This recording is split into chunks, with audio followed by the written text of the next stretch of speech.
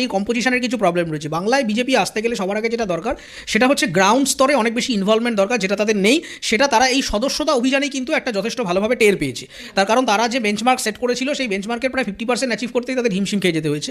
তার মূল কারণটা হচ্ছে মমতা বন্দ্যোপাধ্যায় খুব সুচতুর কৌশলে এরকম একটা ইমেজ উপস্থাপনা করে দিয়েছেন মানুষের মনে যে বিজেপি মানে হচ্ছে একদল হিন্দিভাষী উত্তর ভারতের একদল পরিব্রাজক যারা বাংলা বিদ্বেষী বা বাংলা বিরোধী।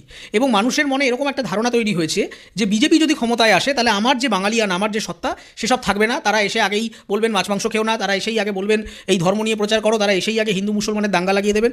একটা থ্রেট পারসেপশন রয়েছে। মানে আপনি রাস্তায় বেরোলে, আমার পাড়ায় এই টালিগঞ্জ এলাকাতেই যখন তৃণমূল কংগ্রেসের একটা মিছিল হচ্ছে বা একটা সভা হচ্ছে, চারটে লোক শুনছে কি বলছে, হয়তো সে তৃণমূল বিরোধী কিন্তু শুনছে, সিপিএমের একটা কিছু হলে শুনছে, কিন্তু বিজেপি যখনই কেউ জয় শ্রীরাম বলছে সেটাকে মানুষ থ্রেট হিসাবে নিতে আরম্ভ করছে এবং মানুষ চাইলেও সেটা পার্টিসিপেট করছে না, কারণ মানুষের মনে হচ্ছে যে এটা বোধহয় ঠিক আমার নয়। এই যে কালচারাল একটা ডিফারেন্স হয়ে যাচ্ছে বারবার, এই মুহূর্তে বিজেপি বললেই মানুষ ধরে নেয় হচ্ছে হিন্দিভাষী উগ্র জাতীয়তাবাদী ধর্মীয় মৌলবাদ প্রচার করা, মানে হিন্দু ধর্মের মৌলবাদী ভাবধারা প্রচার করা একদল মানুষ, যারা যদি আমাদের এখানে আসে তারা আমাদের বাংলার যে নিজস্বতা সেটাকে নাকি নষ্ট করে দেবে। এবং এইটা সুচতুরভাবে মমতা বন্দ্যোপাধ্যায়ও ইনকামেন্ট গভর্নমেন্ট হিসেবে, সেই জন্যই আমাদের লোকসভা ভোটের ক্যাম্পেইন লাইনটাই ছিল হচ্ছে যে বাংলা বিরোধীদের বিসর্জন, জনগণের গর্জন, বাংলা বিরোধীদের বিসর্জন।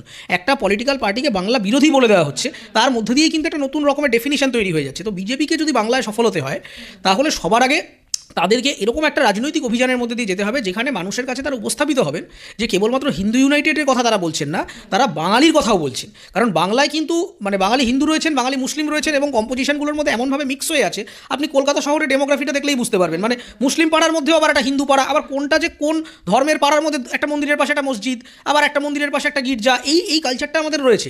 ফলে এখানে হঠাৎ করে যদি একটা ওরকম থ্রেট পারসেপশন তৈরি হয়ে যায়, মানুষ কিন্তু সেটাকে আপন করে নিচ্ছে। বাংলায় বিজেপির যে পলিটিক্যাল